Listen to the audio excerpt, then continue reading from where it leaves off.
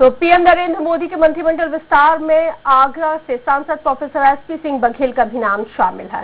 राज्यसभा सदस्य उत्तर प्रदेश सरकार में कैबिनेट मंत्री रह चुके सांसद प्रोफेसर बघेल ने केंद्रीय मंत्री के पद की शपथ ली। वो लंबे वक्त तक सब इंस्पेक्टर भी रहे हैं। पूर्व मुख्यमंत्री मुलायम सिंह यादव की सुरक्षा में तैनात रहे।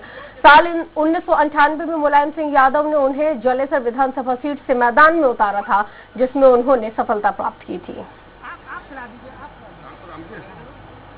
पहले वो पुलिस में थे, उसके बाद सिक्योरिटी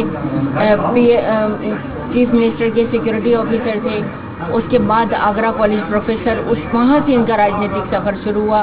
बहुत स्ट्रगल किया कि एक इंसान जो एक अटैची लेके आगरा में आया हो और एक इतना बड़ा प्लेटफॉर्म तैयार करना कोई आसान नहीं था। उन्होंने जनता के दिल में अपनी एक जगह बनाई और बिल्कुल निस्वार्थ भाव से जो सेवा की, उसी का आज ईश्वर ने फल दिया।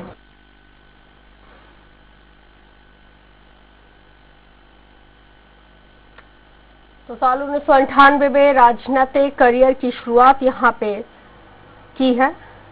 आपको बता दें कि मंत्रिमंडल विस्तार हुआ है। उत्तर प्रदेश में कोविड से निपटने के कथित नाकामी, राज्यों में सत्ता के कथित केंद्रीकरण और जिस तरह से ये जो मंत्रिमंडल विस्तार हुआ है, उसमें हम देख रहे हैं जातीय समीकरण को भी साधने की पूरी कोशिश यहाँ पे की गई है।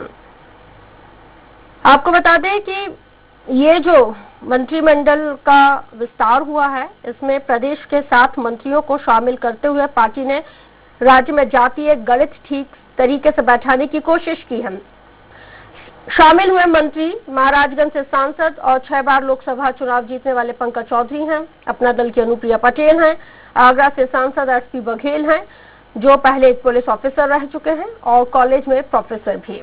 5 बार सांसद रहे भानु प्रताप वर्मा। मोहनलालगंज से सांसद कौशल किशोर, राज्यसभा सांसद बीएल वर्मा। लखीमपुर खीरी से सांसद अजय कुमार मिश्रा को मंत्रिमंडल में शामिल किया गया है।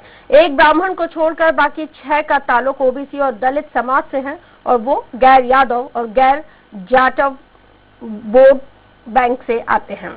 पंकज चौधरी और अनुप्रिया पटेल ओबीसी कुर्मी समाज से हैं। कौशल किशोर पासी समाज से हैं। जाटव के बाद उत्तर प्रदेश में पासी समाज का एक बड़ा वोट बैंक है।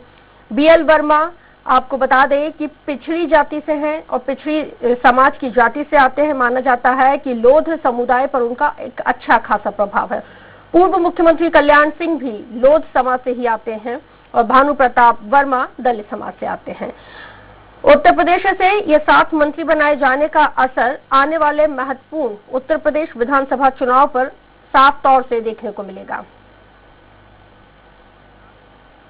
ज्यादा जानकारी के लिए संवाददाता इस वक्त हमारे साथ फोन लाइन पर प्रशांत लखनऊ से जुड़ गए हैं।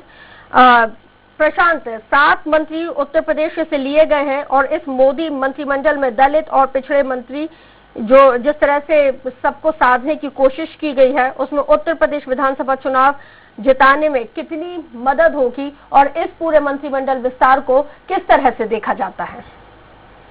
देखिए रस, आपने सही पूछा है। लगातार जो उत्तर प्रदेश में कयास लगाए जा रहे थे, जो आप पहले से ही वर्णित है कि उत्तर प्रदेश में जातीय राजनीति होती है, उसको आधार पर ही यहाँ पे जो भी राजनीति रची जाती है उसकी। अब उत्तर प्रदेश से जो 7 सांसदों को मंत्री बनाया गया है केंद्र सरकार में, तो ये 2022 की तैयारी मानी जा रही है कि 2022 में उत्तर प्रदेश विधानसभा की तैयारियां चल रही हैं, जिसको लेके ये तैयारी की। जैसे अनुप्रिया पटेल है, अपना दल की अध्यक्ष हैं और ये बराबर बीजेपी से लगी हुई हैं। बीजेपी के साथ गठबंधन करके कई बार उन्होंने बीजेपी को जिताया और खुद ही सीटें प्राप्त की हैं। तो अपना दल का, जैसे कल मैंने कहा था कि अपना दल में अनुप्रिया पटेल और उसके साथ ही जालौन गरौठा के जो सांसद भानु प्रताप वर्मा, जो पार्टी में लगातार रहे हैं, 2 बार प्रदेश अध्यक्ष रहे अनुसूचित मोर्चा के उत्तर प्रदेश में और राष्ट्रीय कार्य परिषद में रहे, उनको अहम जिम्मेदारी गई। उनका सरल सौम्य स्वभाव जाना जाता है।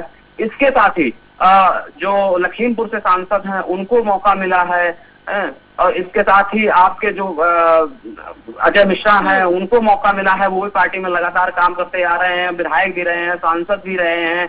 बीएल वर्मा जो एक नाम आया है, जो राज्यसभा के सांसद हैं और बदायूं से आते हैं, पूर्व सीएम कल्याण सिंह के करीबी माने जाते हैं। इसके साथ ही जो बदायूं से लेके और जो एटा मैनपुरी, जो फर्रुखाबाद का क्षेत्र है, इसके साथ ही जो कहा जाए बुंदेलखंड का क्षेत्र है, राजपूत लोधी समाज का जो वोट है, उसको आकर्षित करने के लिए या बीजेपी के पक्ष में करने के लिए बीएल वर्मा को मौका में से दिया गया है।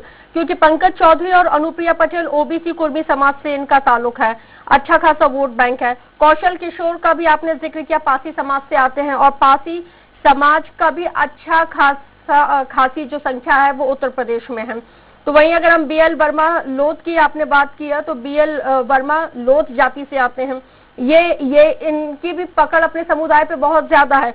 तो वहीं अगर हम बात कर रहे हैं कि ये जो मंत्रिमंडल विस्तार हुआ है, मोदी, योगी और बीजेपी, क्या विपक्ष की घेराबंदी करते हुए काट निकाल ली इस मंत्रिमंडल से?